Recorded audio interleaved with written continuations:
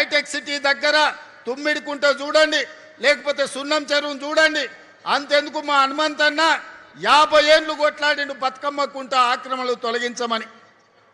ఇవాళ అంబర్పేటలో ఉన్న బతుకమ్మ కుంటకు పోయి చూడండి అక్కల్లారా, దాని పేరే బతుకమ్మ కుంట. వెనకటికి ఆడబిడ్డలు బతుకమ్మ ఆడి బతుకమ్మల్ని ఆ కుంటలో వదిలేటోళ్ళు.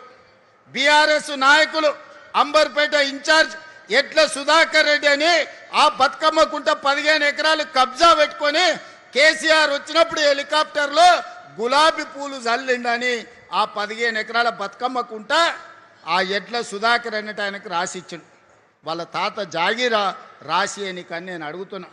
ఆడబిడ్డలు బతుకమ్మలు ఆడుకొని బతుకమ్మలు వదిలే బతుకమ్మ కుంటను దుర్మార్గులు చెరబడితే ఈనాడు నిర్దాక్షిణ్యంగా ఆ అక్రమార్కుల పని బట్టి ఈనాడు బతుకమ్మ కుంటను పునరుద్ధరించడం.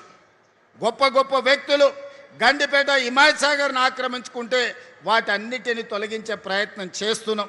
ఇవన్నీ మా కోసం కాదు, ఇవన్నీ భవిష్యత్ తరాల కోసం.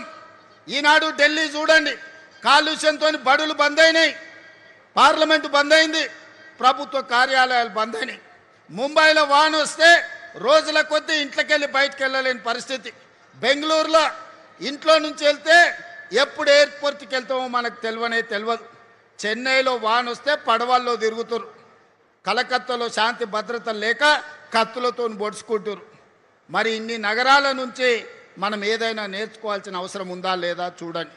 అందుకే ఈనాడు దుర్మార్గులు ఆక్రమించుకున్న వాళ్ళు కబ్జా కోరులు బాధపడ్డా సరే కొద్దిమంది బాధపడవచ్చు, లక్షలాది ప్రజలకు న్యాయం జరుగుతుంది.